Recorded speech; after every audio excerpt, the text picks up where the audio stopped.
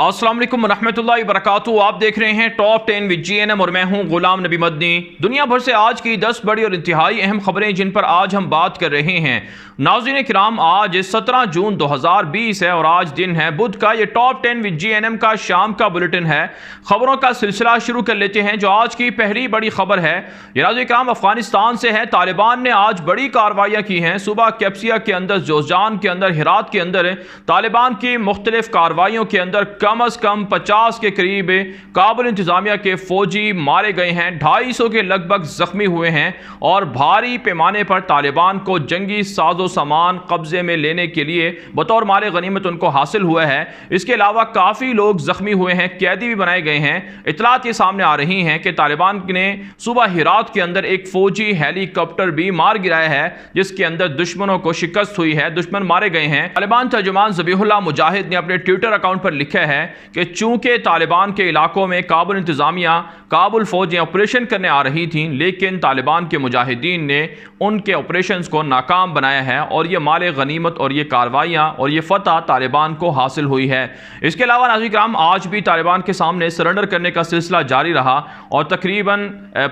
20 से ज़ायद तालिबान के सामने काबुल इंतजामिया के फ़ौजों ने हथियार डाले हैं और सरेंडर हुए हैं। तालिबान का कहना है कि इमारत इस्लामी अपनी पेशकदमी जारी रखेगी जब तक तालिबान के सामने तालिबान के साथ एग्रीमेंट नहीं होता, अमेरिका अपनी अफवाज को नहीं निकालता, काबुल इंतजामिया हथियार नहीं फेंकती और तालिबान के इलाकों में छापेमार कार्रवाइयाँ और निहत्थे शहरियों पर हमले नहीं रोकती है। नाज़रीन किराम, जो आज की दूसरी बड़ी खबर है ये भारत से है। नाज़रीन किराम, चाइना ने भारत के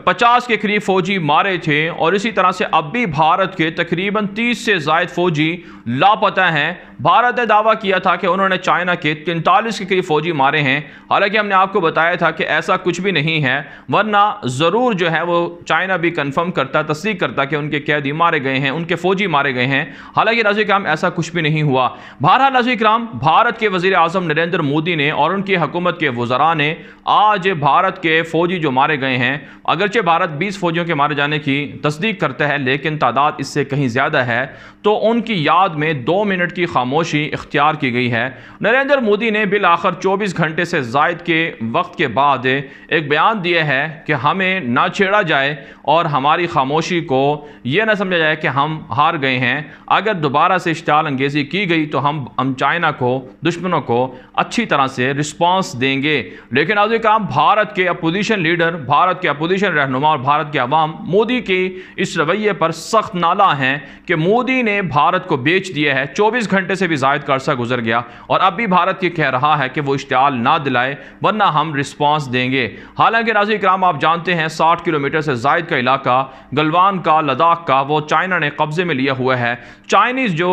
फॉरेन ऑफिस है उन्होंने भी आज एक स्टेटमेंट जारी की है कि चाइना भारत के साथ मुज़ाकरात करना चाहता है अगर भारत तैयार हो, लेकिन भारत इश्तिआल अंगेज़ी ना करे वरना इससे भी कहीं ज़्यादा भारत को नुकसान उठाना पड़ सकता है। इस वक्त सूरत हाल यह है नाज़रीन किराम लद्दाख के अंदर कि फ़ौजें आमने सामने खड़ी हुई हैं। भारी जो साजो सामान है, जंगी साजो सामान, वो भी तैयार खड़ा हुआ है और अगर फिर भारत ने इश्तिआल अंगेज़ी की कोशिश की जैसा कि उनकी आदत है तो हो सकता है एक मरतबा फिर चाइना बड़े पैमाने पर भारतीय फ़ौजियों को मार दे और इससे फिर भारत को अमलन जो है एक बड़े नुकसान का और हज़ीमत का सामना करना पड़ेगा। आगे बढ़ लेते हैं नाज़रीन किराम, जो आज की तीसरी बड़ी खबर है ये नाज़रीन किराम भारत से है। भारतीय फौजियों के मारे जाने के बाद RSS के गुंडों ने और हिंदू इंतहा पसंदों ने चाइना के ख़िलाफ़ भारत के मुख्तलिफ शहरों में मुजाहरे किए हैं जिसमें चाइनीज़ सदर की तस्वीर को जलाया गया है। चाइना के ख़िलाफ़ बाइकआउट करने के लिए हुकूमत से मुतालबा किया गया है कि चाइना के साथ ताल्लुकात ख़त्म किए जाएँ और चाइना से मुतालबा किया गया है कि उनके फ़ौजियों को ना मारा जाए और उनकी सरहदों पर हमले ना किए जाएँ। नाज़रीन किराम, आप ये जानकर हैरान होंगे कि आखिर भारत की वो फ़ौज है जिसका बजट 65 अरब डॉलर से भी ज़ायद का है, जिन्होंने राफेल तैयारे ख़रीद रखे हैं और S-400 मिसाइल सिस्टम ख़रीदने के एग्रीमेंट कर रखे हैं, जो दुनिया के अंदर अपने आप को एक बड़ी ताकत के तौर पर मनवाता है। लेकिन आखिर फिर क्यों वो प्ले कार्ड और इसी तरह से मुजाहरों के ज़रिए से चाइना के ख़िलाफ़ एहतजाज कर रहा है। अगर कोई कमज़ोर और छोटा सा मुल्क होता तो समझ में आती थी बात की, चूँकि उनके पास ताकत नहीं है इसलिए वो एहतजाज के ज़रिए से दुश्मन को या इसी तरह से हमला करने वालों को वो जवाब दे रहा है। लेकिन नाज़रीन किराम, यहाँ सूरत हाल इसके बरक्स है। कश्मीर के अंदर لوگوں پر ظلم ہوتا ہے تو وہ پلے کارڈ احتجاج مظاہرے کرتے ہیں، لیکن اب بھارت کی بھی اصلیت واضح ہو گئی ہے کہ وہ اپنی قوم کا یا اپنے ملک کی حفاظت نہیں کر سکتے ہیں، اور جب تک کہ مودی دہشت گرد کی حکومت ہے اسی طرح سے بھارت ٹکڑے ٹکڑے ہوتا رہے گا، بھارتی فوجی مارے جاتے رہیں گے۔ آگے بڑھتے ہیں ناظرین کرام، جو آج کی چوتھی بڑی خبر ہے یہ مقبوضہ کشمیر سے ہے۔ ناظرین کرام، مقبوضہ کشمیر کے اندر بھارتی فوجیوں کے مارے جانے کے بعد خوشی کی لہر دوڑی ہوئی ہے۔ کشمیری عوام جن پر 10 مہینوں سے ظلم کیا جا رہا ہے، روزانہ کی بنیاد پر کشمیریوں کو شہید کیا جا رہا ہے، اس مہینے کے اندر اب تک 35 سے زائد کشمیری شہید ہو چکے ہیں، انہوں نے خوشی کا مظاہرہ کیا ہے اور انہوں نے ایک طرح سے سکھ کا سانس لیا ہے کہ آخر بھارت کو کوئی تو نکیل ڈالنے والا ہے، آخر بھارت کو کوئی تو سبق سکھانے والا ہے کہ وہ کشمیریوں پر جو ظلم کرتا تھا آخر ان کا ظلم آج کے دن تو بند ہوا ہے۔ ناظرین کرام، آج بھارتی فوجی اس قدر پریشان ہیں کہ وہ چائنا سے مار کھانے کے بعد، اشتعال انگیزی کے بعد، مار کھانے کے بعد، پٹائی کھانے کے بعد اب وہ پریشان ہیں کہ کشمیر میں آپریشن کیا جائے یا نہ کیا جائے، ایل او سی پر پاکستان کی شہری آبادی کو ٹارگٹ کیا جائے یا نہ کیا جائے۔ اس وقت صورتحال یہ ہے کہ بھارت کے آرمی چیف بھی پریشان ہیں کہ اپنی فوج کو کس کے خلاف ہے وہ حکم دے کے وہ لڑائی کرے۔ دوسری جانب ناظرین کرام، پاکستان کے وزیر خارجہ شاہ محمود قریشی نے ایک بیان میں کہا ہے کہ بھارت اور چائنا کے مابین جو لڑائی ہے یہ دراصل ہندو توا نظریے کی وجہ سے ہے۔ مودی کی حکومت چاہتی ہے کہ ہندو توا نظریے کو پروموٹ کیا جائے، یہی وجہ ہے وہ پڑوسیوں سے چھیڑ چھاڑ کر رہی ہے، اور اس وقت نتیجہ آپ کے سامنے ہے۔ پاکستان نے کہا ہے کہ چائنا اور بھارت کے درمیان جو لڑائی ہے اس کی اصل وجہ مودی کی حکومت ہے، جب تک یہ رہے گی اسی طرح سے بھارت ٹکڑے ٹکڑے ہوتا رہے گا اور بھارت پر پڑوسیوں کے ذریعے سے، یا آپ یوں کہہ سکتے ہیں نیپال، پاکستان اور چائنا مل کر حملے کرتے رہیں گے۔ آگے بڑھتے ہیں ناظرین کرام، جو آج کی 5ویں بڑی خبر ہے یہ نیپال سے ہے۔ نیپال سے بھارت کا جھگڑا تو چل رہا ہے، لیکن نیپال کے اندر بھارت کے ہندو انتہا پسند مسلمانوں کے خلاف نفرت انگیز مہم چلا رہے ہیں تاکہ وہاں پر خانہ جنگی ہو، مسلمانوں کے خلاف نیپال کے اندر بسنے والے بدھسٹ اور اسی طرح سے ہندوؤں کو اکسا کر حملے کروائے جائیں۔ اس حوالے سے ناظرین کرام، فورن پالیسی کے اندر ایک رپورٹ چھپی ہے، ایک مضمون چھپا ہے، اس میں کہا گیا ہے کہ 4% کے قریب جو نیپال کی آبادی ہے وہ مسلمانوں پر مشتمل ہے، مسلمانوں کی قدر کی جاتی ہے نیپال کے اندر، لیکن ہندوؤں کے جو سوشل میڈیا پلیٹ فارمز ہیں، فیس بک، ٹویٹر، یوٹیوب وغیرہ، اور اسی طرح سے ہندوؤں کے جو ٹی وی چینلز ہیں جو نیپالی زبان میں ہیں، ان کے ذریعے سے مسلمانوں کے خلاف پروپیگنڈا کیا جا رہا ہے کہ مسلمانوں نے کورونا پھیلایا ہے، لہٰذا مسلمانوں کو مارنا چاہیے، ان سے بائیکاٹ کرنا چاہیے، ان پر حملے کرنے چاہیے۔ بھارت کے اندر جب سے کورونا پھیلا ہے مسلمانوں پر ظلم کیا گیا اور مسلمانوں کو کورونا کا سبب قرار دے کر ان پہ حملے کروائے گئے، اب اسی طرح کی سازش نیپال کے اندر بھی کروائی جا رہی ہے، لیکن نیپال کی حکومت نے کہا ہے کہ ہندو انتہا پسند ان کے ملک کے اندر خانہ جنگی کو نہیں پروان چڑھا سکتے ہیں، نہیں بڑھا سکتے ہیں، اور نہ ہی اس طرح کی وہ سازش کو کامیاب ہونے دیں گے۔ انہوں نے کہا ہے کہ کالا پانی اور اسی طرح سے لیپو لیک اور دیگر جو متنازع علاقے جن پر بھارت نے قبضہ کر رکھا تھا ان کو وہ کسی بھی صورت نیپال جو ہے وہ بھارت کے حوالے نہیں کرے گا۔ آگے بڑھ لیتے ہیں ناظرین کرام، جو آج کی 6ٹی بڑی خبر ہے یہ ناظرین کرام جرمنی سے ہے۔ جرمنی کے خفیہ اداروں نے ایک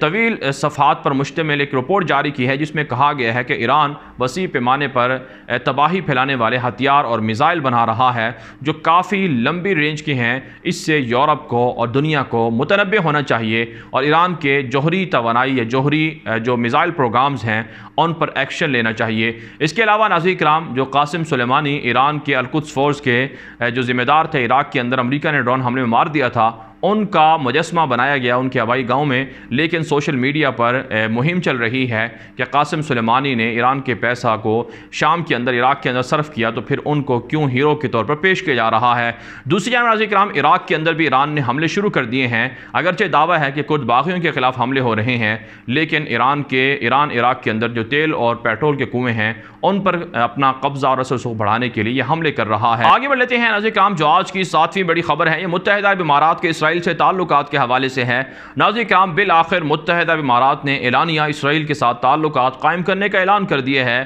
متحدہ عرب امارات کے ایک وزیر مملکت برائے خارجہ ہیں انور قرقاش، انہوں نے دعویٰ کیا ہے کہ وہ اعلانیہ متحدہ عرب امارات اسرائیل کے ساتھ تعلقات قائم کرنے میں کوئی حرج محسوس نہیں کرتا ہے۔ وہ ٹیکنالوجی اور کرونا وائرس اور اسی طرح سے دیگر جو ایشوز ہیں یا دیگر جو باہمی طور پر مسائل ہیں ان میں تعاون اسرائیل کے ساتھ جاری رکھیں گے، اور اسرائیل کے جو سفارتکار ہیں، اسرائیل کے جو اسرائیلی عوام ہیں وہ متحدہ امارات آ سکتے ہیں۔ ان کے لیے سینیگاگ یہودی عبادت خانہ بنا ہوا ہے، اور ساتھ ساتھ جو ایکسپو شو ہو رہا تھا دنیا کا سب سے بڑا امارات کے اندر، اس میں بھی اسرائیل کو آنے کے انہوں نے کہا ہے کہ وہ آ سکتے ہیں۔ ساتھ ساتھ انہوں نے یہ بھی کہا ہے کہ جو فضائی حدود ہے وہ اسرائیل کے طیارے متحدہ امارات کی استعمال کر سکتے ہیں، اور جہازوں کی آمد و رفت بھی اور ایک دوسرے کے ہاں سواریوں کی آمد و رفت بھی آتی رہے گی۔ ناظرین کرام، متحدہ امارات نے حال ہی میں 2 جہاز اسرائیل بھیجے تھے، جن میں نام تو تھا کہ فلسطینیوں کے لیے امداد ہے، لیکن وہ فلسطینیوں کی امداد نہیں دی گئی بلکہ اسرائیل کے لیے طبی آلات کو بھیجا گیا تھا۔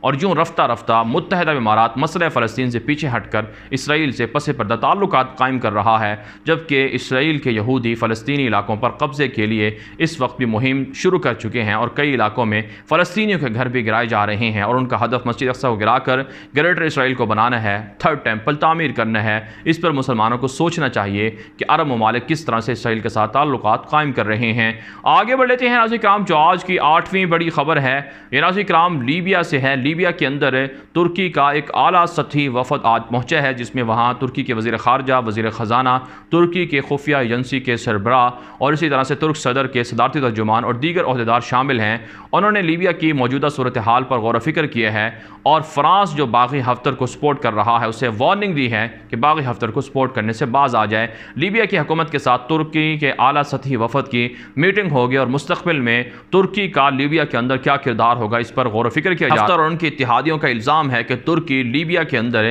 وہاں کے فوجی اڈوں پر قبضہ کر رہا ہے، اس سے لیبیا کی سلامتی کو خطرہ لاحق ہے۔ تاہم ناظرین کرام، لیبیا کی منتخب حکومت ترکی سے حمایت اور سپورٹ مانگ رہی ہے تاکہ باغی حفتر کو شکست دی جا سکے، اور ترکی نے مطالبہ کیا ہے کہ جو باغی حفتر اور ان کے اتحادیوں کے جنگی جرائم ہیں اس کے خلاف عالمی عدالت فوری تحقیقات کرے۔ ناظرین کرام، جو آج کی 9ویں بڑی خبر ہے یہ شام سے ہے۔ شام کے بشار الاسد ڈکٹیٹر اور ان کی بیوی اور ان کے خاندان اور ان کی حکومت کے 39 کے قریب لوگ ہیں جن پر امریکہ نے تازہ پابندیاں عائد کر دی ہیں، اور ان کے جو اکاؤنٹس ہیں بیرونی دنیا کے اندر جو ان کے اثاثے ہیں انہیں منجمد کر دیا گیا ہے، اور ان پر سفری پابندیاں لگا دی گئی ہیں۔ اس کے علاوہ ناظرین کرام، فرانس کے اندر بشار الاسد کے چچا نے جو غیر قانونی طور پر وہاں پر بڑے پیمانے پر زمینیں خریدی تھیں لاکھوں یورو اور اسی طرح سے آپ کہہ سکتے ہیں کہ کروڑوں ڈالر میں، ان کو بھی 4 سال کے لیے سزا جیل کی سنا دی گئی ہے۔ آپ جانتے ہیں بشار الاسد پچھلے 7-8 سال سے شام کے مسلمانوں پر ظلم کر رہا ہے اور زبردستی لوگوں پر حکومت کر رہا ہے، لوگوں کو قتل عام کر رہا ہے، لیکن یہ امریکہ کی جانب سے آج پابندیاں لگائی گئی ہیں۔ اس سے پہلے امریکہ اور یورپ پس پردہ بشار کو سپورٹ کرتے رہے ہیں، اور اب جو حالیہ پابندیاں ہیں یہ بھی محض دکھلاوا ہیں، ورنہ پس پردہ یہ بشار کو بچانے کے لیے ان کے ساتھ کھڑے ہوئے ہیں۔ آگے بڑھ لیتے ہیں ناظرین کرام، جو آج کی 10ویں بڑی خبر ہے یہ ناظرین کرام مصر سے ہے۔ مصر کے پہلے منتخب جمہوری صدر محمد مرسی کی آج وفات کی پہلی برسی ہے۔ ان کو پچھلے سال آج ہی کے دن جیل کے اندر ایک طرح سے ان پر تشدد کر کے ان کو شہید کر دیا گیا تھا۔ محمد مرسی نے طویل عرصے بعد، اگرچہ ان کا تعلق اخوان المسلمین سے تھا، لیکن اخوان المسلمین کی طویل جدوجہد ہے مصر کے اندر، جنہوں نے وہاں پر سیاسی نظام کو تبدیل کرنے، اسلام پسندوں کی ایک طرح سے اسلام پسندوں کی حکومت اقدار کو رواج دینے کے لیے وہ حکومت میں آئے تھے، لیکن ڈکٹیٹر عبد الفتاح السیسی نے بغاوت کر کے ان کی حکومت کا تختہ الٹا اور پھر انہیں جیل کے اندر ڈال دیا۔ محمد مرسی کو آج مصر کی عوام انہیں خراج تحسین پیش کر رہی ہے۔ محمد مرسی یہ مصر کے واحد صدر ہیں جنہوں نے کہا تھا کہ مصر کا جو قانون ہوگا وہ قرآن و سنت ہوگا، قرآن و سنت کے خلاف وہ کسی بھی قانون پر عمل نہیں کریں گے۔ انہوں نے فلسطین کے حق میں، کشمیر کے حق میں، شام کے حق میں بیانات دیے، اور ساتھ ساتھ مصر کے اندر سیکولر اور لبرل لوگوں کے جو قوانین ہیں ان کی مخالفت کی، اور امریکہ کو، اسرائیل کو وارننگ دی کہ وہ مصر کے ساتھ نہیں کھیل سکتے ہیں، اور مصر اپنی آزادی اور خود مختاری پر کوئی سمجھوتا نہیں کرے گا۔ لیکن ڈکٹیٹر عبد الفتاح السیسی کو سعودی عرب کی جانب سے، امریکہ کی جانب سے، اسرائیل کی جانب سے مکمل سپورٹ ملی، اور یہ آرمی چیف تھے اور ان کو عہدہ دیا تھا محمد مرسی نے، لیکن انہوں نے ہی اپنے محسن کے خلاف بغاوت کی، انہوں نے جیل میں ڈال دیا اور وہاں پر تشدد کر کے ان کو شہید کر دیا گیا۔ اگرچہ یہ دعویٰ کیا گیا کہ وہ دل کی بیماری کی وجہ سے، دل کا ان کو ہارٹ اٹیک ہوا تھا، اس کی وجہ سے ان کا انتقال ہوا ہے، لیکن ان کو تشدد کر کے زہر کا ٹیکہ لگا کر ان کو شہید کیا گیا تھا۔ یہی وجہ ہے آج مصر کی عوام انہیں خراج تحسین پیش کر رہی ہے۔ بہرحال عزیز کرام دنیا بھر سے تھی آج کی 10 بڑی خبریں. ان خبروں کے حوالے سے آپ کی کیا رائے ہے؟ اپنی رائے کامنٹ کے ذریعے سے ضرور ہم تک پہنچائیے. اگر آپ مزید خبریں دیکھنا چاہتے ہیں تو آپ ہمارے ٹویٹر اکاؤنٹس دنیا میرے آگے اور غلام نبی مدنی کو فالو کر سکتے ہیں. آج کے لیے اتنا ہی، اجازت دیجیے. اللہ حافظ.